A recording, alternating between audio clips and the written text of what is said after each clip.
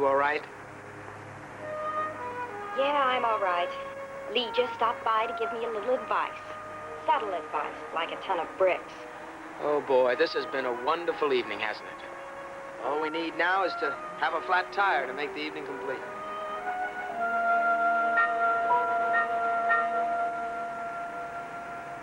Chandler. So? Get in the car. Why? Get in the car.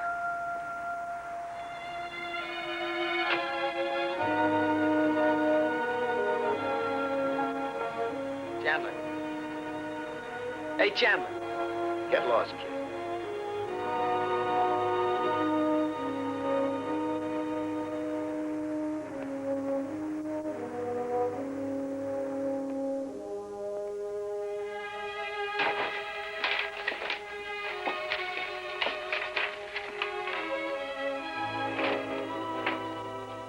Rachel. I should have figured you'd be here. What's the trouble, Rod? Hello, Dad. Rodney. That Jack Chandler's hanging around outside. Is he following you? Possible, I suppose, but let's not make a monster out of the man. It's still legal, isn't it, to take a walk in the night air? I do it all the time myself. Well, I feel a little silly. I got worried. Automatic reaction. That's for me. Thank you. Goodbye.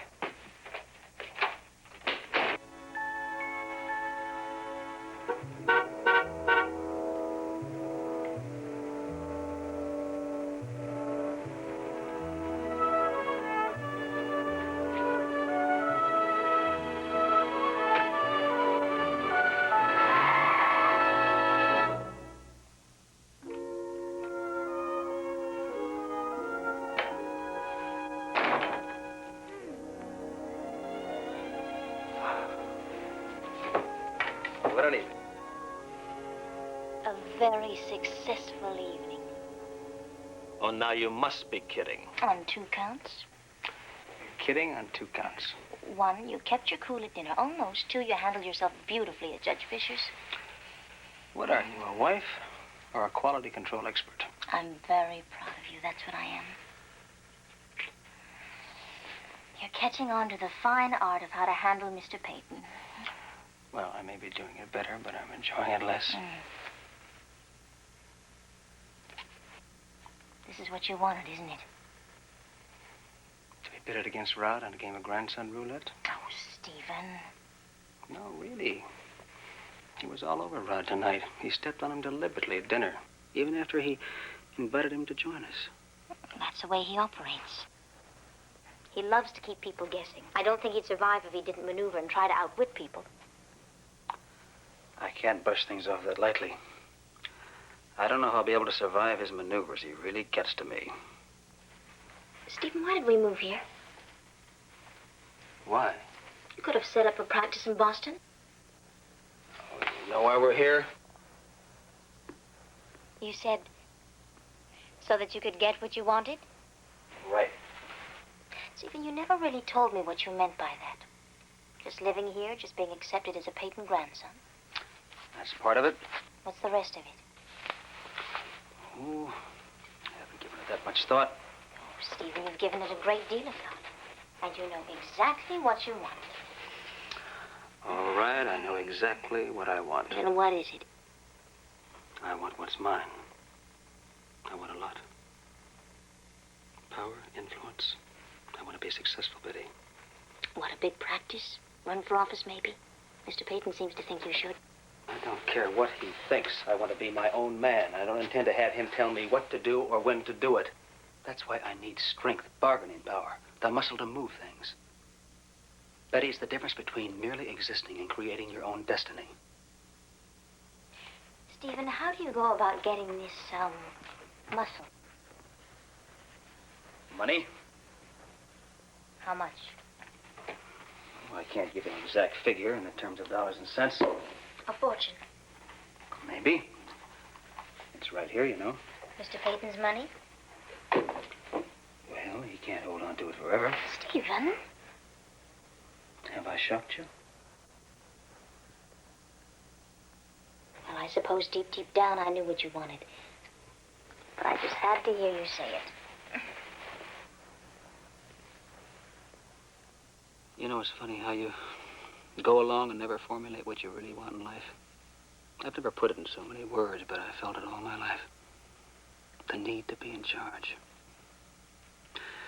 You know me, Betty. The kid who organizes the football game on the vacant lot, brings the ball, chooses the team, calls the signals, throws the pass, and somehow miraculously catches that same pass for the winning touchdown. Then I take the ball and I go home. That's what I need, Betty. That's what I need to be in charge. To make the decision to call the moves. But I can't without money.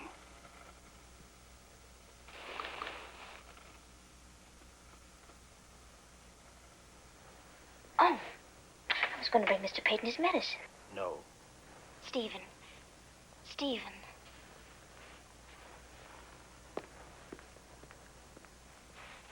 And don't you go away.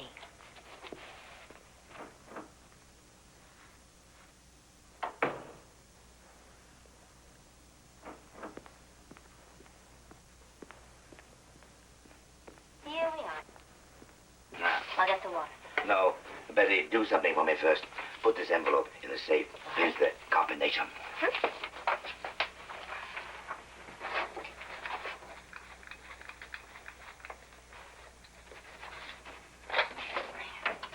Now, put it in the strong box. Here's the key. Right.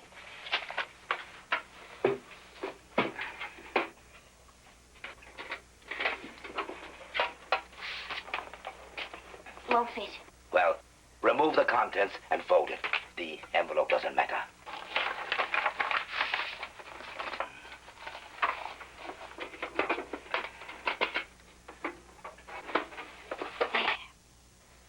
Now I'll get the water. No, never mind. I don't take my medicine unless I need it. I don't think I need it. Well, then, I'll say goodnight. Oh, Betty, you have remarkable self-control. Remarkable.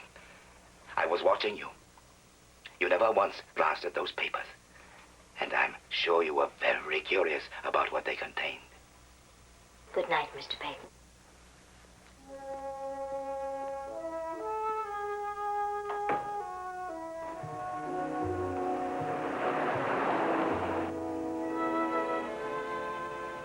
Well, you've really got a lot on your mind.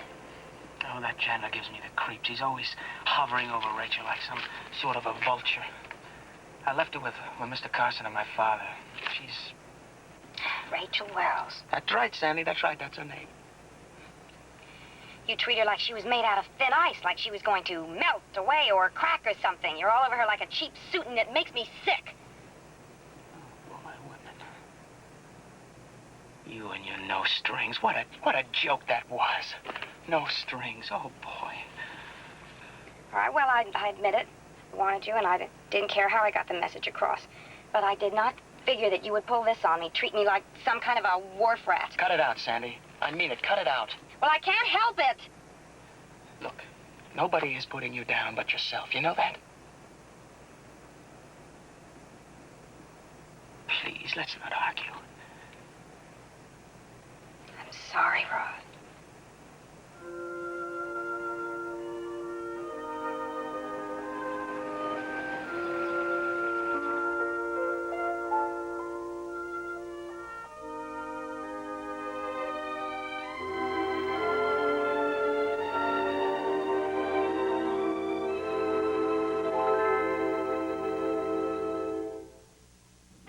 Preview from the continuing story of Peyton Place.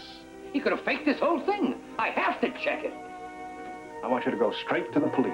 I don't want you taking the law into your own hands.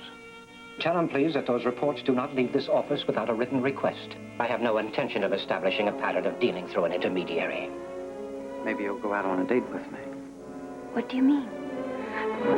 Wait now, please. Wait now.